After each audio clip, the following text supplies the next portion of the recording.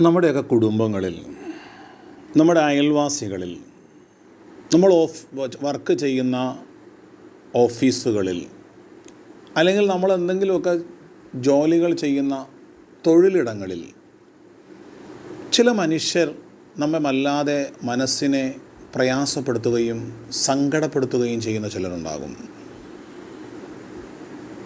ഇപ്പോൾ നമ്മുടെ കുടുംബത്തിൽ തന്നെയാണെങ്കിൽ രാത്രിയും പകലും അവരെ കൊണ്ടുള്ള വല്ലാത്ത ഉപദ്രവമായിരിക്കും.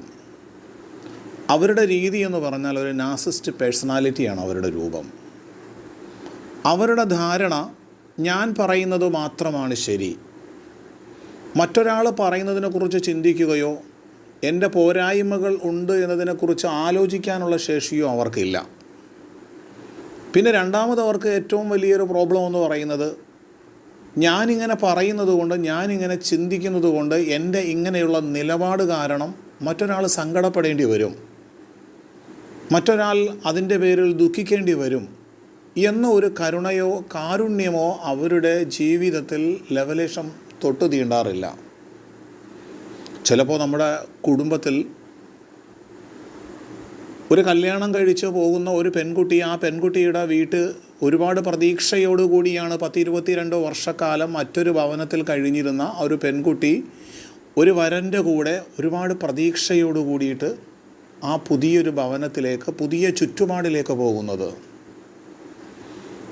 കുറച്ചു നാൾ കഴിയുമ്പോഴാണ് അവരുടെ ഓരോ മനുഷ്യരുടെയും ഒറിജിനൽ സ്വഭാവത്തെക്കുറിച്ച് അവർ തിരിച്ചറിയുന്നത്. കാണുന്നതും കേൾക്കുന്നതും എല്ലാം കുറ്റമാകുന്ന ഒരവസ്ഥ. സ്വന്തം മകൻ്റെ ഭാര്യ കല്യാണം കഴിഞ്ഞ് 1-2 കുഞ്ഞുങ്ങളായിട്ടും സ്വന്തം ഭവനത്തിലേക്ക് വന്ന മകളുടെ സ്ഥാനമുള്ള ആ മരുമകൾക്ക് യാതൊരു സ്വസ്ഥതയും സമാധാനവും നൽകാത്തവർ. എന്നാൽ അതിനൊരു മറ്റൊരു വശമുണ്ട്. വളരെ സൗമ്യതയോടുകൂടി ജീവിക്കുന്ന ഒരു കുടുംബത്തിലേക്ക് കടന്നു വരുന്ന മകൾ അല്ലെങ്കിൽ മരുമകൾ അവരുടെ ജീവിതത്തിൻ്റെ മുഴുവൻ സ്വസ്ഥതയും തകർത്തുകൊണ്ട് ഇത്തരണത്തിൽ ഞാൻ പറയുന്നതാണ്, ഞാൻ ചിന്തിക്കുന്നതാണ് ശരി എന്ന ധാർഷ്ട്യത്തിൽ വല്ലാത്ത കുതർക്കങ്ങളായിരിക്കും. ഒരിക്കലും അംഗീകരിച്ചു കൊടുക്കുന്ന ഒരു മനസ്ഥിതി ഇല്ല. ഞാൻ പിടിക്കുന്ന പിടിയിലാണ് വല്ലാത്ത പിടി എന്നുള്ള രൂപത്തിലേക്ക് വാക്കുകളിലൂടെ, സംസാരങ്ങളിലൂടെ, ചിന്താഗതികളിലൂടെയൊക്കെയാണ് അവരുടെ നിലപാടുകൾ മാറുന്നത്. ഇനി ചിലപ്പോൾ നമ്മൾ വർക്ക് ചെയ്യുന്ന ഒരു സ്ഥാപനത്തിലേക്കാണെങ്കിൽ മേലുദ്യോഗസ്ഥൻ ഇങ്ങനെയുള്ള ഒരു ചിന്താഗതിയുള്ള, പ്രത്യേകിച്ച് നാർസിസിസ്റ്റ് പേഴ്സണാലിറ്റിയുള്ള ഒരു മനുഷ്യനാണെങ്കിൽ അവിടെ വർക്ക് ചെയ്യുന്ന ഓരോ മനുഷ്യരും അനുഭവിക്കുന്ന മാനസികമായ സംഘർഷവും പ്രയാസവും ചെറിയ രൂപത്തിൽ പറഞ്ഞറിയിക്കാൻ കഴിയുന്നതിലും അപ്പുറമാണ്. ഒരുപക്ഷെ വലിയ ചിലപ്പോൾ പ്രശ്നം സഹിക്കവയ്യാതെ ആത്മഹൂതിക്ക് പോലും തയ്യാറാകുന്നത് ചിലപ്പോൾ ഇത്തരം നിലപാടുകാരുടെ വല്ലാത്ത ക്രൂരമായ മനസ്ഥിതിയും അവരുടെ ഇടുങ്ങിയ ചിന്താഗതികളുമാണ്. ഇതൊക്കെയാണ് ഇത്തരം മനുഷ്യരിൽ കാണുന്നത്. ഇതെങ്ങനെയാണ് ഉണ്ടാകുന്നതെന്ന് ചോദിച്ചാൽ, ചില ഭവനങ്ങളിൽ അച്ഛനും അമ്മയും മകനും മകളും എല്ലാവരും ഉൾക്കൊള്ളുന്ന ആ കുടുംബം, അപ്പോൾ ആ കുടുംബത്തിൻ്റെ പിതാവായിട്ടുള്ള ഞാനാണ് ഇവിടെ എല്ലാം ചെയ്യുന്നത്, എൻ്റെ കൺട്രോളിലാണിത് പോകുന്നത് എന്ന ഒരു രീതി വരുത്തി തീർക്കുന്നതിന് വേണ്ടി ഭാര്യയോടും മക്കളോടുമൊക്കെ ഇത്തരണത്തിൽ നാർസിസിസ്റ്റ് പേഴ്സണാലിറ്റിയോടുകൂടിയുള്ള ഒരു ചിന്താഗതി ഉണ്ടാകുമ്പോൾ അവിടെ വളർന്നു വരുന്ന മക്കളും അത്തരണത്തിൽ തന്നെയാണ് ചിന്തിക്കുന്നത്.